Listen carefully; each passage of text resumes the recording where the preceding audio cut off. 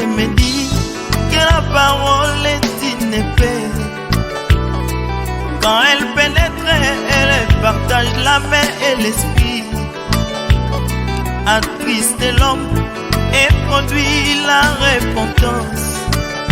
Et comme une épée, elle le fait aussi couler. Internautes et téléspectateurs de MCR TV, bonsoir. Nous voici pour l'émission Que la lumière reçoit, Richard Josué, Alain Victorien que je suis, avec le docteur Clide Mundanga pour vous présenter donc cette émission. Le thème, vous le savez, ce sont les fils de Ketura. Et nous avons beaucoup parlé de ce thème depuis 2-3 émissions, sinon 4 en tout cas. Et ce soir, le docteur Clide Mundanga a pensé satisfaire les téléspectateurs et internautes qui ont posé leurs questions. Donc, vous qui êtes devant vos petits écrans, et sur Internet, en tout cas, c'est le moment pour vous de suivre les différentes réponses que le docteur Clide Mundanga voudrait apporter sur les questions que vous vous êtes posées. La première donc, docteur, bonsoir d'abord. Bonsoir frère Alain. Ah oui, bien sûr. Bonsoir frère Richard. Bonsoir docteur Clide, c'est un plaisir. Bonsoir surtout aussi à tous nos téléspectateurs ainsi qu'internautes. Merci beaucoup, docteur. L'émission du frère Alain qui présente officiellement et principalement l'émission.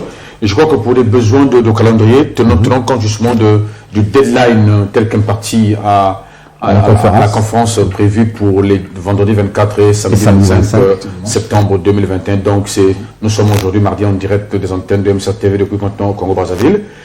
Et je pense que l'enjeu serait que de là, justement, de la thématique centrale de notre émission, celle sur laquelle nous sommes en train de tabler, donner l'occasion au docteur Clide justement de nous assurer quant aux tenants et aboutissants de la conférence qui approche à grands pas.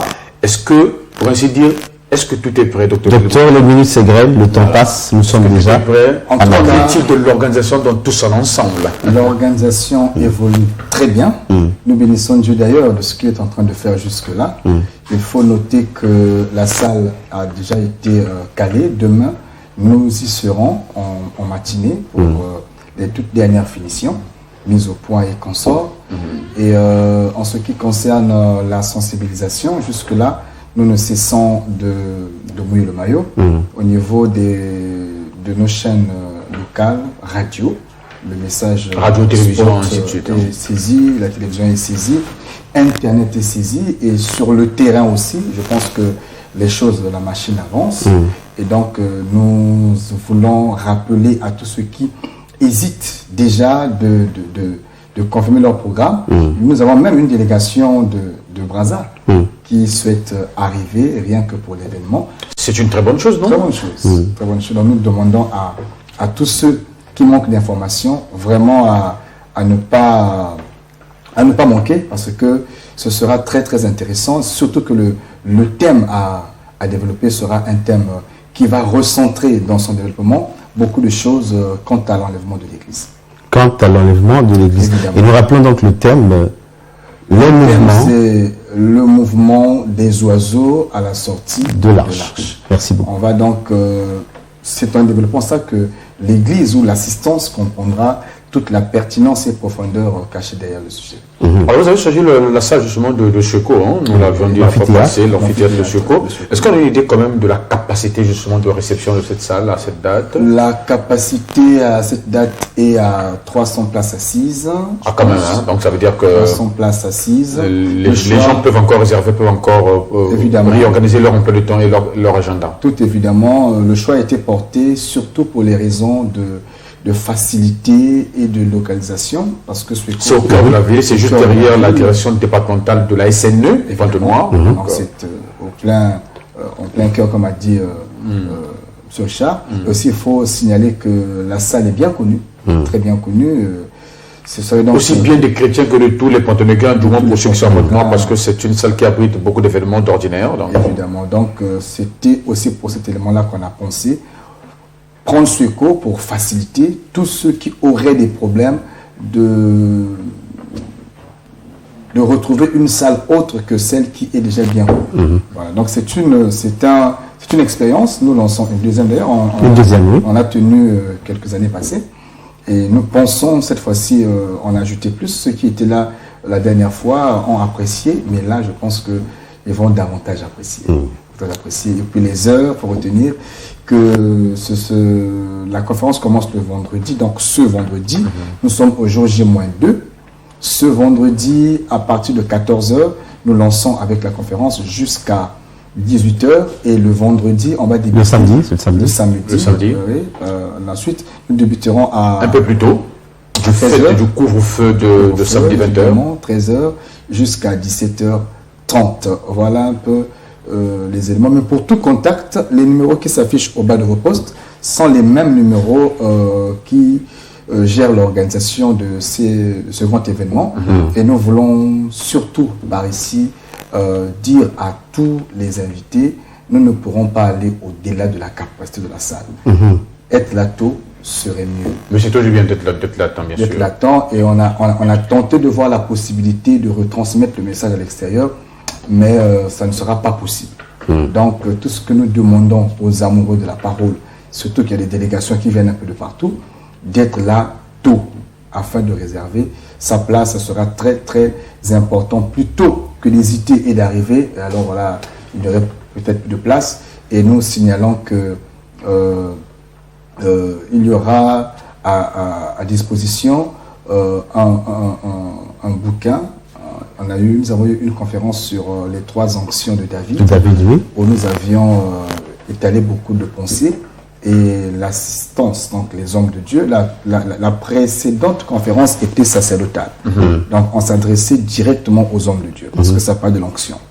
Mais donc ça concernait singulièrement les ministres de culte, donc les hommes de Dieu. Évidemment, donc les Éphésiens 4:11, pour ainsi dire. Selon donc la demande des hommes de Dieu, nous avions mis sur place des écrits que nous disposerons pendant cette conférence-là. Donc c'est sous la forme d'une brochure, d'un livre? Évidemment. D'accord.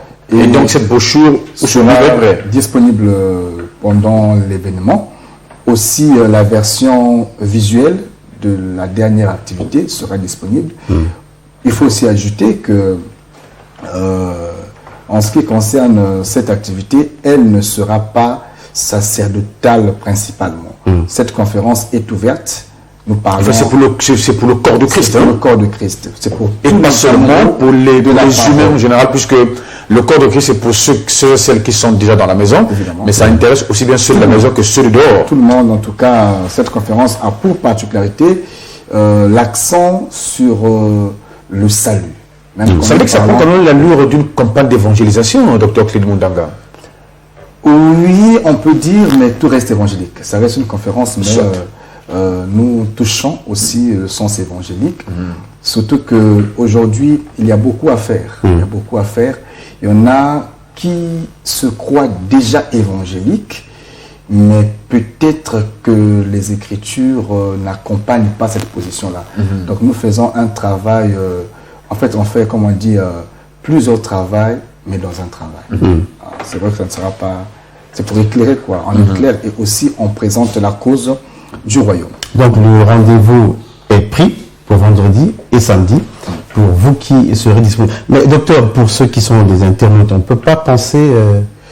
Pour les internautes, l'émission Que la lumière soit dispose d'une page. La page Facebook, la plateforme de Facebook. Pour la conférence notamment. Bon, pour la conférence, elle sera disponible pour le moment sur Eras. Sinon, Que la lumière soit à sa page. Si vous partez sur Facebook, vous cliquez émission Que la lumière soit, vous aurez la page. Et beaucoup d'éléments d'ailleurs déjà disponibles. Mais en ce qui concerne cette émission, cette conférence précise, l'élément sera disponible officiellement sur la page de l'Église, le Rassemblement des Saints, qui travaille en collaboration avec l'émission pour cette conférence. Et donc la conférence en fait sera disponible après l'événement, donc ce sera du 25 septembre. Ce sera en direct. On se bat pour rendre la conférence, surtout le sermon, en direct, sermon et séance questions en direct, mais on se bat pour ça. Voilà pourquoi... Mais l'occasion pour nous d'encourager ceux et celles qui sont présents à Pointe-Noire, que de venir vivre cela en live. C'est toujours mieux. Donc surtout pour ceux et celles qui voudraient croisé particulièrement le docteur Claude Mundanga, qui t'a lui posé des questions en direct, tenant compte justement de la complexité des thématiques sur lesquelles le docteur Claude planche sur ce plateau. Et donc l'occasion leur est donnée de saisir la balle au bon que de venir à cette conférence. Surtout que nous allons prioriser les questions de l'assistance. De l'assistance. Les questions en ligne, bon, on pourra déjà, il faudra que ça soit lu, retransmis. Donc ça veut dire que forcément ce sont les questions en live qui seront considérées. Alors toi qui as des questions, qui as des soucis, le mieux pour toi, c'est de venir et d'être sur place. Voilà un peu le conseil. Tu es à Dolisie, tu es à Pointe-Noire, tu es à Cailly. Tu peux effectuer un mouvement pour arriver, parce que la cause du salut est une cause qui devait être au centre de l'humain, au centre des priorités. C'est l'occasion de saisir la grâce, comme on dit. Évidemment, surtout que nous préciserons certaines questions sur le sujet de l'enlèvement de l'Église. Thème central et capital pour la vie des croyants, bien plus encore pour le salut de l'Église. Et le salut des hommes. Donc, toute évidence, telle sera donc la chose. Voilà pourquoi il est très très important. Je lance déjà un vibrant appel à tous les amoureux de la parole, où que vous soyez. Si déjà Brazza réagit et désire descendre à Pointe-Noire pour cet événement, je pense que toi qui es à Dolisie, tu peux le faire. Toi qui es à Pointe-Noire ou dans le Quilou, tu peux le faire, car c'est un programme qui bénira plus d'un. Aussi, j'aimerais continuer à dire que cette organisation, que la lumière soit en collaboration avec l'Église, le Rassemblement des Saints, s'ouvre et lance un vibrant appel à toutes les sensibilités, toutes les personnes qui voudraient bien accompagner de cœur cette grande activité évangélique, mais aussi d'instruction, parce que le grand mal de nos églises aujourd'hui, c'est la connaissance. Le grand mal du monde, il faut le dire, pas seulement l'Église, le grand mal du monde, c'est la connaissance. Et tout ce qui tourne autour de la connaissance devrait vraiment, avec toute sensibilité, être pris avec beaucoup d'intérêt. D'autant plus que la parole dit, faute de connaissance, le peuple périt. Mais c'était dit par le maître en personne, mon peuple périt parce qu'il manque de la connaissance. Là. Évidemment. Ça reste une question complexe, centrale, au cœur de la vie des croyants. À toutes les sensibilités, tu veux accompagner ce programme avec les moyens dont Dieu te disposera. Ne manque pas de réagir. De réagir. Ça veut dire que par là, vous lancez, vous saisissez aussi l'occasion pour encourager toutes celles et ceux qui sont toujours prêts à soutenir, apporter leur pierre à l'édifice pour la réussite complète de cet événement. Au-delà de ce qui a pu déjà être fait, comme il dirait, il y a toujours à faire. Et tant que quelqu'un se sent touché, évidemment. Il peut donc continuer à contacter l'équipe d'organisation de par les numéros qui s'affichent au bas de l'écran. Ils pourront directement justement s'adresser au Dr Claude Mundanga de par ces numéros que nous avons affichés au bas de votre petit écran. Certainement. Merci beaucoup pour toutes ces précisions, docteur. Nous pouvons donc plancher sur les différentes questions que nous avons reçues de la part aussi bien des téléspectateurs que des internautes. Alors, docteur, la première question, elle vient du frère Edmarc depuis Nkouikou à Pointe-Noire. Shalom, docteur de Dieu, ainsi qu'à ceux qui sont autour de vous. Merci. Concernant le sujet que vous avez abordé, disant qu'un évêque ou diacre célibataire n'existe pas. Pouvez-vous donc expliquer Matthieu 19, de 9 à 13? Je voudrais associer également la question du frère Michel Tamba, oui, qui va dans le même sens, il me semble. Bonsoir, que dites-vous, docteur, de Acte 6, 4, de la part du frère Michel, donc, Michel Tamba. Alors, comme ça, on relève. Ah, il est sur le Puy-Bansard. Du Puy-Bansard. Donc, nous sommes là dans la bonne très intéressant. Bon, il faut noter que la question du frère, dans Matthieu 19, c'est beaucoup plus lié, cette question, au diaconat ou à l'état, au statut des diacres. Je pense que c'est le verset 13 qui devrait nous intéresser. Je pense. Mais on va lire, puisque la référence parle depuis le verset 9. Matthieu 19, hein? Matthieu 19. À partir du verset 9. Je suis à la page justement là. Donc, l'évangile selon Matthieu, chapitre 19, à partir du verset 9. Mais je vous dis que celui qui répudie sa femme, sauf pour infidélité, et qui en épouse une autre, commet un adultère. Ses disciples dirent, si telle est la condition de l'homme à l'égard de la femme, il n'est pas avantageux de se marier. Il leur répondit, tous ne comprennent pas cette parole, mais seulement ceux à qui cela est donné. Car il y a des eunuques qui le sont dès le ventre de leur mère. Il y en a qui le sont devenus par les hommes. Et il y en a qui se sont rendus tels eux-mêmes à cause du royaume des cieux. Que celui qui peut comprendre, comprenne. Ok. Voilà. Vous voyez que la question du frère, je pense, lorsqu'il parle du célibat, du diaconat, je pense, c'est ça la question. Bon, il faut dire ceci. C'est le frère Edmarc. Le frère Edmarc, ouais. Frère Edmarc, ce qu'il faut retenir, ce qu'on peut dire de Matthieu 19, c'est que l'Écriture dit d'abord, ça c'est sans contredit, que le diacre doit être marié et mari d'une seule femme, bien élever ses enfants et consorts. L'ancien aussi doit être mari d'une seule femme et bien éduquer ses enfants. Donc ce critère revient pour l'ancien et le diacre. Maintenant, quant à savoir les eunuques qui le sont devenus soit pour le Seigneur, soit pour eux-mêmes, il n'y a pas de problème. Tu peux devenir eunuque, mais tu serviras Dieu, mais pas au rang du diacre, pas au rang d'ancien. Hein, en fait, c'est toute la nuance. La parole de Dieu est très nuancée. La parole de Dieu est un message contextuel. Donc il y a des contextes. Pour les charges principales de diacre et d'ancien, il faut faire attention. La exige cette condition sociale. Sinon, des conditions. Évidemment.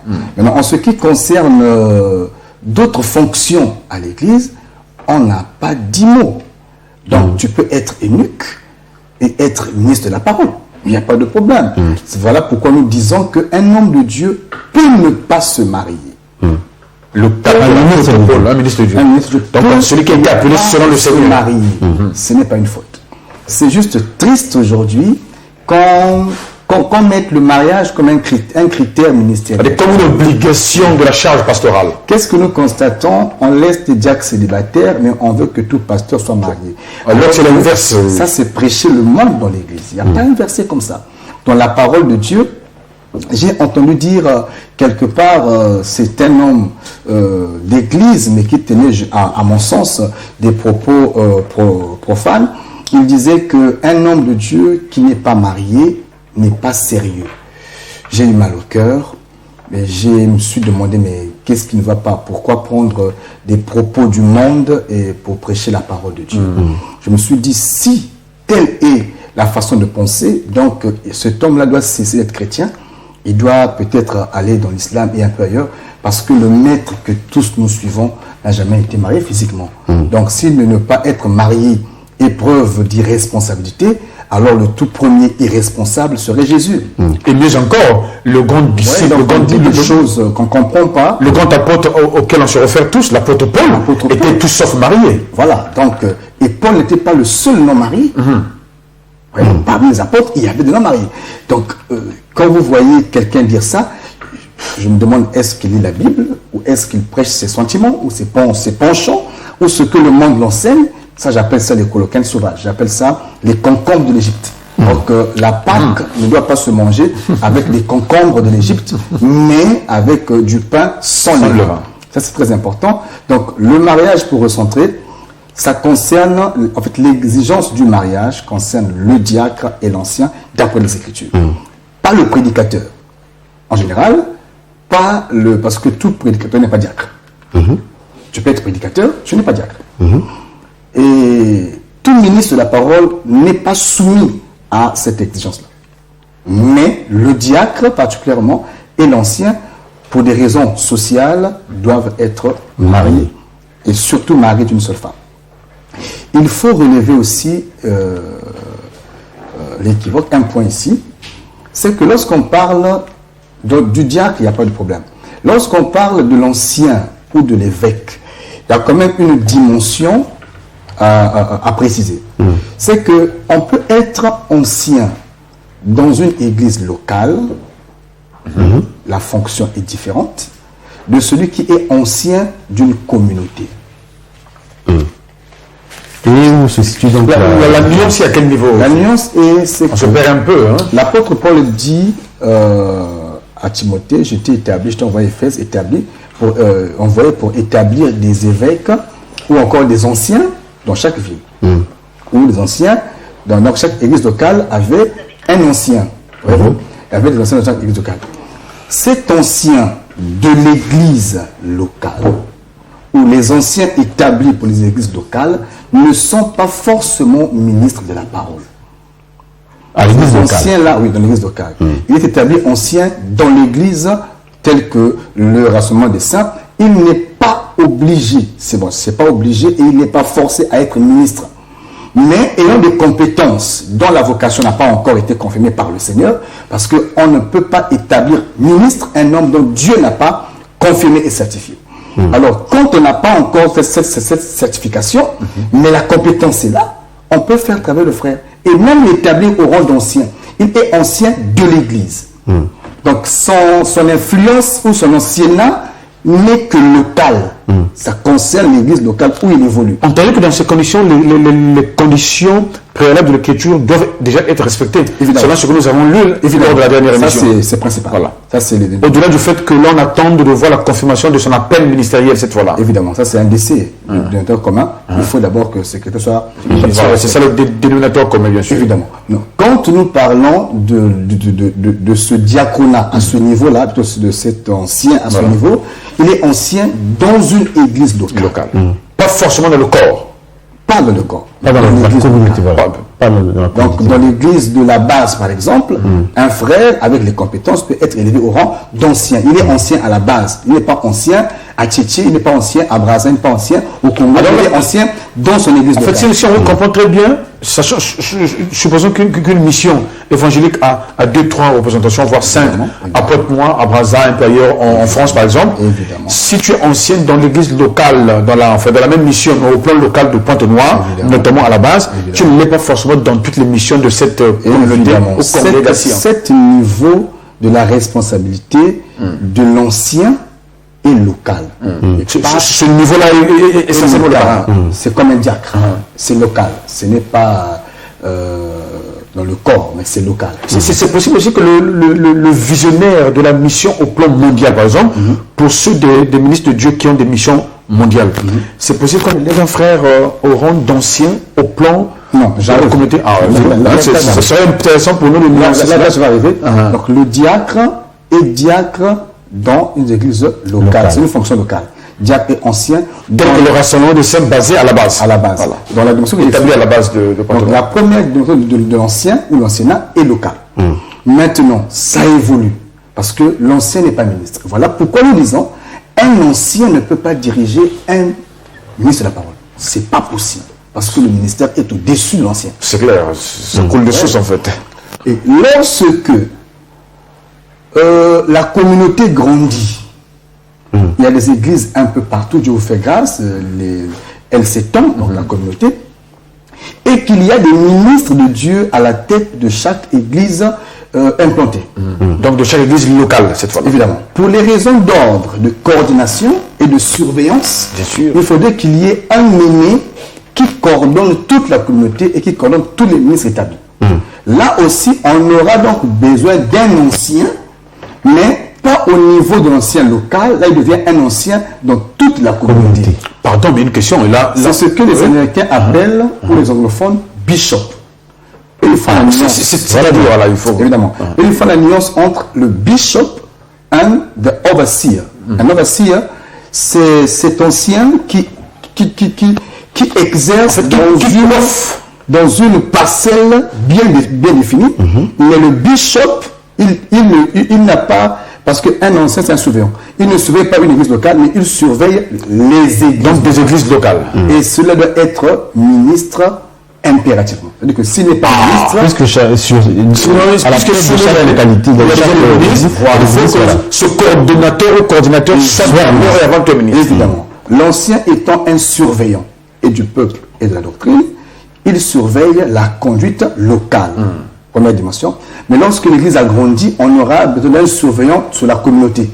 Et ce doit être donc ancien, mais ministre d'abord. Obligatoirement ministre. Parce qu'il doit conduire les ministres. C'est ce que Pierre a été à Jérusalem, ministre de la parole. D'abord, pasteur de l'Église de Jérusalem, mais il devient en vue comme un ancien parce que toutes les églises implantées à cette époque-là dépendaient de Jérusalem. Est-ce qu'on peut dire que l'apôtre Pierre était donc un bishop? Un bishop. On peut dire ça pour mieux comprendre. Voilà. Oui. Donc l'apôtre Pierre était un bishop. Parfois on critique, parfois on prêche le français. On ne prêche pas la parole, mais on prêche le français. Ah, d'accord. Dès que quelqu'un dit bishop, non, catholique, non. Bishop, Ça devrait comme un ministère, quoi, c'est un problème de langue. bishop. En fait, c'est un problème de traduction. Traduction. Si quelqu'un dit bishop, ou on dit que Pierre était bishop, il n'a pas péché. Il était un ancien sur une série de Il était un sur ancien plusieurs sur communautés. une série de communautés. Ce qui n'est pas scripturel, c'est archibishop. Ah, ça, c'est pas écrit. Ça, ce sont les postes catholiques que les gens ont homologués. On attend aussi les pasteurs papes et les pasteurs Mais cardinals. peut-être que ce n'est qu'une appellation. Docteur, lorsqu'on dit archibishop, on imagine que c'est certainement quelqu'un qui est au-dessus du bishop. Donc, on crée une hiérarchie, non? Il faut éviter de plonger dans la titromanie. Alors, puisque vous avez accepté le titre de bishop, vous allez finir par accepter archibishop. Bishop, c'est écrit. Archibishop n'est pas écrit. C'est-à-dire, vous en tenez à ce qui est écrit. Toute la charge que Pierre avait, il est resté ancien. Il n'est pas resté. Malgré sa dimension même Il était évêque et non archevêque. C'est ça le problème. Ah, d'accord. Il est resté évêque et non archevêque. Toutes les nominations archevêque, cardinal, Archibishop. Bon, archibishop, c'est archevêque, c'est pareil. C'est pareil, ouais, merci. C'est pareil. Ou ou encore, je ne sais pas, comment on appelle ça, cardinal, je ne sais pas, là, monseigneur. Monseigneur, il y en a beaucoup, voilà. Tout ça, c'est étranger, hein, c'est étranger à la foi chrétienne. C'est extra-biblique. Donc nous ne voulons pas plonger là-bas et je pense qu'une église juste que qui se respecte ne devrait pas aller emprunter ce que nous avons tous critiqué hier. C'est très important parce que tous... Ça, c'est essentiellement catholique, ce sont les catholiques qui ont créé ça pour leur organisation interne. Hein? Voilà, tous avons critiqué ça hier, n'y repartez pas. C'est important. Tous avons dit hier que lorsque un homme prie, il ne doit pas mettre un chapeau sur la tête. Et nous avons tous critiqué et tiré. Beaucoup d'églises sont nées par tant de ces critiques. Beaucoup. Voyez-vous? Mais quand je vois aujourd'hui ces mêmes églises, ces mêmes anciens même parfois, qui nous ont appris qu'on ne peut pas entrer dans une église avec un chapeau, qui jusqu'aujourd'hui tiennent le mordicus, le service d'ordre dans toutes les églises que je connais sur moi, quand un frère vient au culte avec un chapeau, on dirait frère, ouais, parce que tu ne peux pas rentrer au culte avec un chapeau. Mais ce qui est triste, c'est que... Ce n'est déjà pas bien saillant. Hein. Ce qui est triste, c'est que nous avons des hommes de Dieu eux-mêmes avec des bouillies. Tu croyais à la sainte doctrine, tu fais un tour en Israël, tu reviens, tu deviens un rabbin. Tu deviens un rabbin. Mais convertis-toi. Tu peux encore te convertir au judaïsme, c'est possible. Va judaïser. Laisse une église. On le voit aujourd'hui avec des touches compliquées. Nous avons tous critiqué ça hier. Mais on n'a pas compris comment la séduction est entrée par un simple voyage, je ne sais pas, en Israël. Voilà quelqu'un qui était déjà baptisé, va se faire rebaptiser en Israël. Voyez-vous? Et il porte maintenant un bonnet, il a maintenant, je ne sais pas, un accoutrement là, et c'est tout ce que nous avons critiqué hier. Et j'exhorte aux frères de rendre la tâche facile à l'église, parce que ça embrouille un peu l'église, ça embrouille les enfants de Dieu. Soyez clairs, si vous voulez vous rattacher, vous pouvez toujours faire une pétition, écrire à l'église de Rome, peut-être qu'ils peuvent vous insérer, parce qu'en Europe aussi, ces derniers temps, la foi de cette confession-là connaît un coup. Vous pourrez aller apporter un renouveau charismatique, c'est mieux. Et laisser l'église à ceux qui veulent suivre la parole de Dieu. Docteur Gilmundanga, j'interrogeais les années passées un prêtre à ce propos qui disait non, mais les autres n'ont rien compris. Ce n'est pas tant que nous modifions la parole, c'est juste des ordres qui ont été établis pour simplement distinguer un tel d'un tel autre en fonction de l'enseignement, en fonction de la compétence, en fonction de la qualité, en fonction de l'excellence dans l'appel au ministère. Quiconque va plus loin et ne demeure pas dans cette doctrine, il n'a pas Dieu, il n'a pas le Fils, il n'a pas le Père. C'est ce qui est écrit. Simplement. Si le prêtre pense comme ça, je respecte sa pensée, Ok. sauf que d'après l'Écriture, il n'a pas Dieu. Simplement. Docteur, C'est fort. aujourd'hui, vous êtes docteur et 4 matins, apôtre. Je suis docteur aujourd'hui, 4 matins, apôtre. Enfin, on va dire, est-ce que c'est possible parfois- de devenir apôtre après? Et parfois, vous cumulez même les deux. Bon, ce cumul de ministères, je pense que c'est une erreur. Mais l'erreur peut aussi être partagée. Partagez entre qui et qui. Ce n'est pas toujours celui qui change qui est le problème. C'est parfois celui qui l'a ordonné qui est le problème. C'est-à-dire. Oui, Dieu a parlé, mais il n'a pas encore. Voilà pourquoi je conseille beaucoup l'élément écrit qu'on va mettre à disposition, parce que j'ai expliqué ça. J'ai expliqué ça là-bas. Et c'est important. Celui qui ordonne au ministère, Dieu lui parle. C'est lui qui nomme le fils. Un enfant à la naissance ne s'autoproclame pas. Ce sont les parents qui donnent le nom. Qu'il lui donne un nom, qu'il lui donne des orientations. Et lorsque un frère naît dans le ministère, également, c'est son père qui nomme le nom. Qui nomme, je veux dire l'enfant, Dieu m'a mis à cœur, j'ai vu ta conduite, j'ai vu ta marche, j'ai écouté le son de la parole de Dieu dans ta bouche. Je vois que tu es un apôtre, par exemple. L'enfant travaille, c'est le père qui confirme. Et lorsque l'enfant est ordonné apôtre, dans l'exercice ministériel, la grâce se définit autrement. Qu'est-ce qui Alors, s'est passé à ce moment-là? Le père n'a pas bien vu. Et ça peut arriver, ça arrive simplement, sans. Voilà pourquoi on ne critique pas pour critiquer, on essaie un peu De comprendre qu'est-ce qui est arrivé. Vous voyez, là, le père n'a pas bien vu la chose, parce que le ministère n'évolue pas. Ça ne se mute pas, ce n'est pas un variant Delta. Ce n'est pas un Covid. Ça reste comme Dieu t'a appelé. Maintenant, le père peut avoir mal vu, et dans l'exercice, le sang devient différent. À cet instant. Au lieu du docteur qu'il avait consacré, se rend compte que le frère porte plutôt la charge de pastorale. En fait, donc le ministère est là. D'évangéliste ou Le ministère est là, authentiquement appelé, confirmé, certifié, mais le père avait mal nommé l'enfant. À cet instant-là, on peut recadrer le nom de façon prophétique. Ça peut s'expliquer. Hein? Vous avez un Simon qui s'appelait Simon. Quand Jésus l'a vu, il dit, toi tu n'es pas Simon, tu es Pierre. Et sur cette pierre, je bâtirai mon église. Évidemment, ça peut s'expliquer aussi. Parce que c'est papa qui l'a engendré, appelé Simon, mais quand le véritable vient, il voit que non, c'est pas Simon, parce que Simon c'est un roseau, quelqu'un d'instable. Alors, je veux que tu sois pierre, ça dit que Évidemment, on peut balayer Simon, et puis on retrouve le nom, évidemment. Donc ça, c'est ce qui peut être dans le cours de l'exercice ministériel. Ça ne dépend pas de la victime, parce que là, il devient victime. Maintenant, ce que nous exhortons, c'est que quand tu as la confirmation maintenant que Dieu t'a appelé à autre chose et que ton papa peut-être avait mal vu, à cet instant-là, tu ne peux pas prendre les deux fonctions à la fois. Il faut corriger le tir, en fait. Tu t'appelleras du nom où Dieu t'a confirmé. Mais tu ne peux pas être à la fois apôtre et docteur, car l'Écriture dit qu'il a donné aux uns comme Aux autres comme. Tu ne peux être les uns Et les autres à la fois. à la fois. Docteur, nous voulons également satisfaire ce frère qui nous a parlé. Le frère Michel Tamba Michel Tamba. de Bouenza, dans le département de la Bouenza. Acte 6.4. Acte 6.4, Acte 6.4. Je pense qu'il avait dû commencer depuis le verset 3, hein, c'est toujours dans l'esprit de frère. Le diaconat. Bon, ceux qui lisent ça disent que les diacres de Acte, certains, que les diacres de Acte 6, là-bas, Paul n'a pas exigé, là-bas, les apôtres n'ont pas exigé le mariage. Donc, n'ont pas imposé les conditions. C'est juste. Donc, ils étaient libres. C'est juste une mauvaise lecture des choses. Ah bon? Dans Acte 4, l'Église est en train de naître. La doctrine n'est pas encore posée. Il ne faut pas lecture, il faut lire les Écritures. Il ne faut pas lire. Il faut lire en fait le cheminement. Évidemment, on ne prêche pas avec un verset. On prêche lorsqu'on a compris l'esprit. Et on prêche les Écritures. Donc, il faut être dans la sphère de toutes les Écritures. Il n'y a pas de doctrine, il y a une seule doctrine. Acte 6, évidemment, jusqu'à cette étape de la marche de l'Église, la doctrine n'est pas encore posée. Voilà pourquoi même pour établir certains, on faisait un tirage de sort. Depuis quand on ne faisait pas tirer le sort?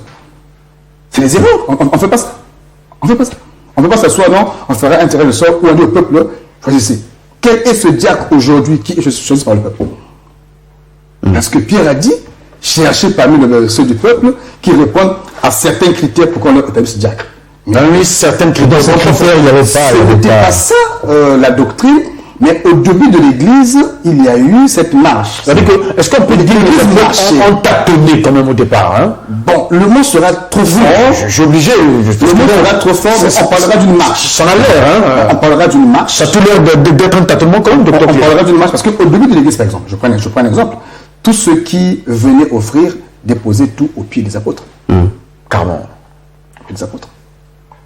Mais c'est en marchant que l'Église a fini par se structurer. À l'époque, c'était juste, quand l'Église commence, il n'y a pas de diacre, on est ensemble, on est rassemblés. C'est quand ils sentaient le poids qu'au fur et à mesure il fallait trouver des autres pour organiser mais jusqu'à ce temps-là, la doctrine n'est pas encore posée. C'est Paul qui vient poser la doctrine. C'est quand vient Paul, avec la grâce reçue, qu'il structure les choses. On peut dire que Paul est qu'il pose l'équilibre. Le père de l'organisation de l'Église chrétienne. Ah, Paul était l'architecte, hein, ça c'est pas... Comme il se définissait lui-même. Il n'y a pas de débat. Hein. Ça, il n'y a pas de débat. Si quelqu'un n'aime pas Paul, Dieu ne l'aime pas aussi. Ça, c'est clair. Vous signez ça. Mais c'est écrit. Si tu n'aimes pas Paul, Dieu ne t'aime pas. C'est la preuve que Dieu ne t'aime pas. Sinon, la preuve que Dieu ne t'aime pas. Parce que toi, pour aimer Paul, il faut que d'abord tu t'aimes. Il faut avoir l'amour de Dieu. Parce que parfois, il est dur. Et donc, une question encore. Bonsoir, docteur. Pour devenir ministre de la parole, faut-il d'abord passer par le diaconat et ainsi de suite? Bon, ce n'est pas comme ça. On devient ministre de Dieu par vocation, par appel. Il est vrai que le diacre d'aujourd'hui peut devenir le ministre de demain. Il n'est pas exclu qu'un diacre, qui est une fonction locale, devienne ministre. D'ailleurs, c'est parce qu'on avait eu des compétences qu'on a mis à part. Maintenant, Dieu peut confirmer ça. Il n'y a pas de problème. Comme était le cas de Philippe. Il était d'abord diacre, mais un peu plus tard, il sera évangéliste. Donc ça dépend de comment Dieu appelle la personne. Mais commencer par diacre pour en faire une succession de galons, ça c'est anti-biblique. C'est malheureusement le cas dans plusieurs de nos congrégations de nos jours. Nous voyons que pour devenir pasteur, il faut d'abord commencer par diacre, après diacre ancien, après ancien évangéliste, ainsi de suite. C'est comme une école, comme une formation théologique. Voilà, c'est triste, c'est pas biblique tout ça. Alors donc, pardon frère Alain, je saisis la balle au bon justement pour rebondir sur la problématique du diacre chrétien.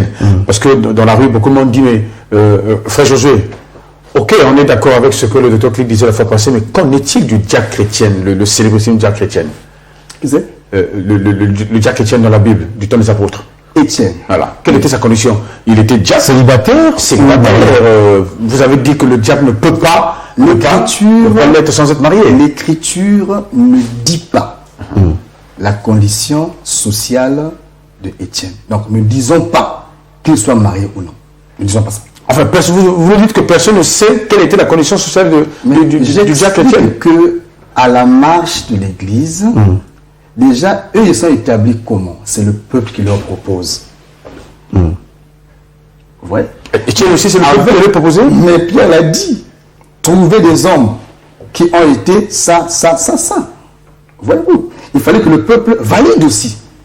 Et il fallait des hommes en qui il reconnaissait des valeurs. Le témoignage du peuple. D'abord, nous devons mettre la nuance dans la marche et le cheminement de l'Église. Il y a des choses qu'on pouvait trouver à Jérusalem qu'on ne trouve pas chez nous aujourd'hui. D'accord. Et pourquoi donc, docteur? Mais évidemment, l'Église marche. Celui qui m'écoute aujourd'hui, leur Église n'est pas la même qu'ils ont passé. L'Église marche. C'est comme le ministère grandit. Ça marche. Ça évolue. Bon, je veux dire, ça évolue, mais ça grandit. Voyez-vous? Ou le ministre grandit. Le docteur Click qui prêche aujourd'hui n'a pas la même maîtrise que 10 ans passés. Ou 5 ans passés. Si quelqu'un m'écoutait il y a 5 ans passés et qui m'écoute aujourd'hui, il va sentir qu'il y a plus de... Donc ça veut dire qu'il y a eu une croissance en fait. Évidemment. On est pour grandir.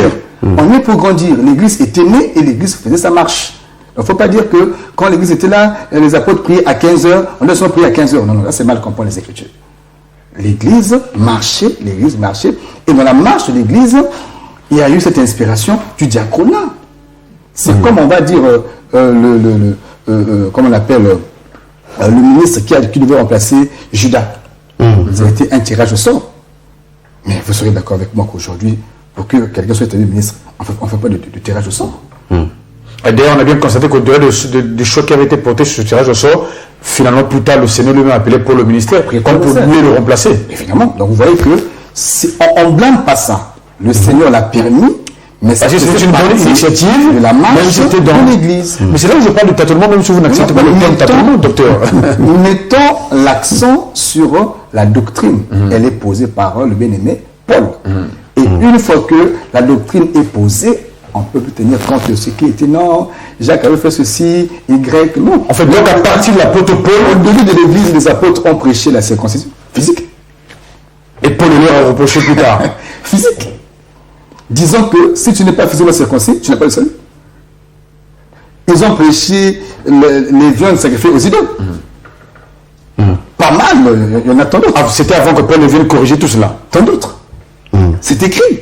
Mais dans l'église marchait. Dans la marche de l'église mûrissait. Et au fur et à mesure, Dieu donne à Paul la charge d'éclairer certains points. Et dès lors que le point est éclairé, voilà, il faut qu'on s'y conforme maintenant. Dans la marche de l'église, les apôtres, à un moment, se sont rendus compte qu'il y avait problème parce que lorsque le Seigneur, lui, il priait, il disait toujours Père, Père, pardon, Père, fais ceci, ainsi de suite. Mais entre-temps, on se demande finalement, Jésus-Christ est-il Dieu? Et c'est la question que pose donc le frère Aymar qui est au CAM 4. Le CAM 8, pardon. Ça doit être du côté de Papa. Le frère Aymar s'interroge. Jésus-Christ lui-même Père, donc Dieu, ou bien simplement Fils, ou seulement Fils? Cette question est très importante. Elle est aussi à la base de plusieurs clivages dans notre foi, la foi que nous professons. Et elle a divisé plusieurs, et pourtant la Bible elle-même devrait parler. Nous devons comprendre une chose. La Bible n'est pas seulement un livre d'histoire. La Bible est un livre sacré et prophétique. Il faut en avoir l'esprit pour saisir la pensée derrière les Écritures. On va lire quelques textes. Il faut comprendre quand Jésus parle. Il faut vraiment comprendre ça. Disons certains textes. On va lire 1 Jean chapitre 5, versets 20 à 21. 1 Jean. 1 Jean 5. Chapitre 5. 20 à 25. Voilà, nous y sommes. Premier épître de Jean, chapitre 5. 20 à 25. 20 à 25. Oh, 20 à 25, 1 Jean, je suis... 21. Non, 1 à 23, c'est 20 à 21 plutôt. 21. Sinon, j'étais perdu. 21. Je ne suis pas au-delà de 20, donc ça s'arrête à 21. 20 à 21. Nous savons aussi que le Fils de Dieu est venu et qu'il nous a donné l'intelligence pour connaître le véritable. Et nous sommes dans le véritable en son Fils, Jésus-Christ. Donc, le véritable, c'est qui? Jésus-Christ. Quand on nous dit en son Fils, Jésus-Christ. Et au verset 21, on va plus loin. C'est lui, l'unique, donc pour Jésus-Christ, c'est lui qui est le Dieu véritable et la vie éternelle.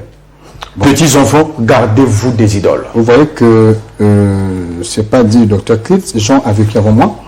Lisons un peu Jean chapitre 20, verset 28. Jean chapitre 20, verset 28. Verset 28. C'est un précieux frère qui parle. L'apôtre Jean, donc l'évangile selon Saint Jean, chapitre 20, verset 28. Thomas lui répondit, mon Seigneur et mon Dieu. Jésus lui dit, mon Seigneur et mon Dieu. Ça, c'est dit d'un apôtre. Ok, nous allons prendre aussi... bon, on peut prendre Romains chapitre 9, verset 5. Romains 9. D'autres, je pourrais expliquer en son nom. Romains chapitre 9, verset 5.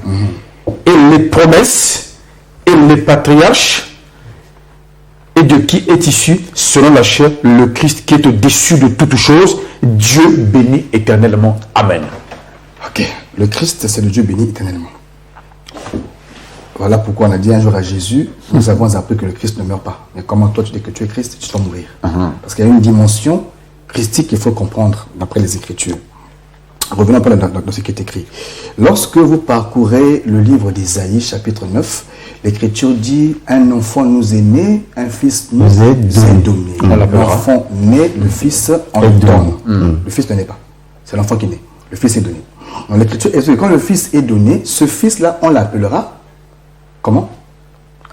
Emmanuel, admirable, conseiller, Père éternel. Père éternel, Dieu tout-puissant. Dieu tout-puissant. Dieu puissant, dans d'autres versions, et prince de la paix. Donc vous voyez que ce fils né était à la fois le Père éternel. C'est-à-dire qu'il avait les attributs du divin. Évidemment. Voyez-vous. Et un peu plus tard, l'Écriture dira que toute la plénitude de la divinité a habité corporellement. Donc tout Dieu est dans un corps. Et ce corps devient Dieu. Tout Dieu est dans un corps. Donc Jésus-Christ était homme Dieu. Il était 100% homme et 100% Dieu. Donc il avait Dieu toute l'humanité et toute la divinité. Voilà pourquoi on parle du mystère. C'est un grand mystère. On ne comprend pas ça avec l'intellect, avec la chair. Vous savez, c'est ce point-là qui nous sépare de la foi islamique. C'est ce point-là. Ils croient que Jésus est prophète. Ça, ils le croient. Ils le reconnaissent d'ailleurs. Ils reconnaissent d'ailleurs que c'est d'ailleurs le nom Issa est même plus cité que tout autre nom de prophète dans le Coran. Et vous savez que jusqu'à ce jour, les musulmans qui prêchent le Coran attendent le retour de Issa. Eux aussi, ils attendent ça. Maintenant, quand nous revenons dans ce qui nous sépare, c'est parce que eux, ils ne peuvent pas admettre que Dieu naisse, que Dieu devienne homme, que Dieu ait un fils. Pour eux, c'est inconcevable. Mais pour nous, c'est concevable. Parce que les Écritures témoignent que Israël attendait un Messie, attendait un Christ. Voilà pourquoi quand Jésus naît, les mages sont venus et Hérode a demandé de vérifier où devrait naître le Christ. Donc le peuple avait la promesse de la naissance du Christ, parce que Dieu avait dit qu'il veut visiter le peuple d'Israël. C'est Dieu qui avait dit ça. Maintenant, en attendant la promesse, eux ne pouvaient pas concevoir que ce soit ce fils de pauvre, Jésus, qui soit donc la réponse à cette promesse-là. Et voilà pourquoi eux n'ont pas cru, non pas à la promesse du Messie, mais ils n'ont pas cru que Jésus soit le Messie. Maintenant, à la naissance du Seigneur, l'Écriture m'enseigne, Marie dira, on a dit à Marie que le Seigneur te visitera, tu seras enceinte, tu enfanteras un fils, et il sera celui qui va délivrer son peuple, voilà le fils de David. Et l'Écriture dira pour chuter que, est-ce que ça se passera comment, car moi je ne connais pas, donc l'Écriture dit dans le livre de Luc, chapitre 1, l'ombre du Tout-Puissant te couvrira, donc le Tout-Puissant te couvrira de son ombre. C'est pourquoi le saint enfant qui naîtra sera appelé fils de Dieu. Donc, fils de Dieu veut dire Dieu entre et porte la chair. Ça ne veut pas dire que Dieu a eu un rapport sexuel. C'est pas possible, c'est pas concevable. Ça veut dire que c'est Dieu qui quitte l'éternité, qui déchire l'éternité et qui entre dans le temps. Qui se choisit un corps pour entrer dans le temps. Alors on dit, oh Dieu, l'Éternel a dit à mon Dieu, Dieu a dit à mon Dieu, oh je t'ai formé un corps. Donc Dieu a dit à Dieu, je t'ai formé un corps. Or en Israël, nous croyons qu'il n'y a pas de Dieu. L'Écriture dit d'après Jacques chapitre 2, il n'y a qu'un seul Dieu, même les démons le croient aussi. Voyez-vous? Donc si quelqu'un ne croit pas qu'il n'y a qu'un seul Dieu, il n'est plus qu'un démon. Il n'est plus qu'un démon. Simplement. Or que Abraham, voilà pourquoi nous cassons ici la Trinité. C'est diabolique et satanique. Il n'y a pas de 3 dieux, il n'y a pas de 5 dieux, il n'y a qu'un seul Dieu. Un vrai fils d'Abraham croira. Abraham a vu 3 hommes venir vers lui sur la montagne, mais il leur appelait mon Seigneur. Voyez-vous, ça c'est la vue de la montagne. Mais au-delà de la montagne, lorsque le neveu d'Abraham, appelé Lot, descend dans Sodome et Gomorrhe, il voit seulement deux. Abraham a vu 3, il appelle ça mon Seigneur. Lui voit seulement, lui dit mes Seigneurs. Ça veut dire que quand tu es sur la montagne, tu vois un seul Dieu. Mais quand tu descends à Sodome, il va en avoir plusieurs. Donc le prédicateur... En fait, ça dépend du niveau d'élévation de chaque fils de Dieu. Vu de la montagne, il n'y a qu'un seul Dieu.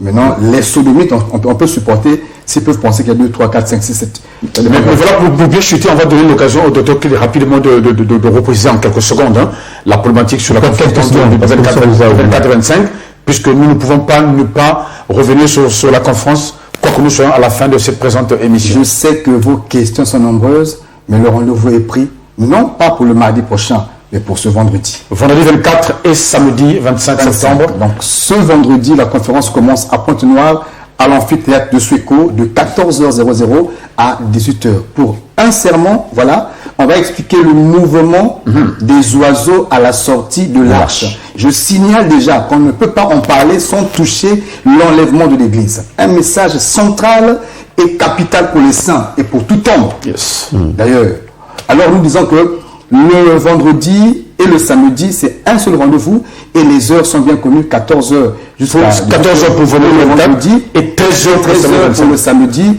Nos contacts sont au bas de vos postes et nous lançons un vibrant appel à tous ceux qui voudraient bien accompagner, soutenir cette conférence.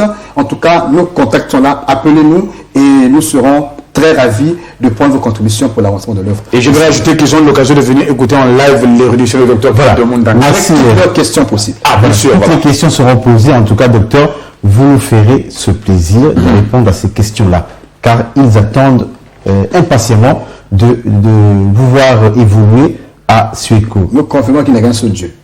Que ceux qui ont des oreilles entendent ce que l'Esprit dit à l'Église pour le Christ, que ceux qui entendent, comprennent et pratiquent la parole de Dieu. À bon entendeur, shalom. Shalom.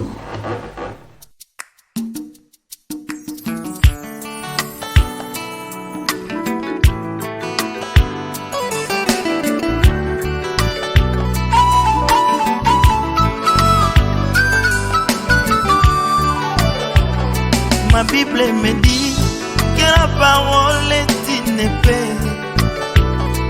Quand elle pénètre, elle partage l'âme et l'esprit, attriste l'homme et produit la repentance. Et comme une épée, elle les fait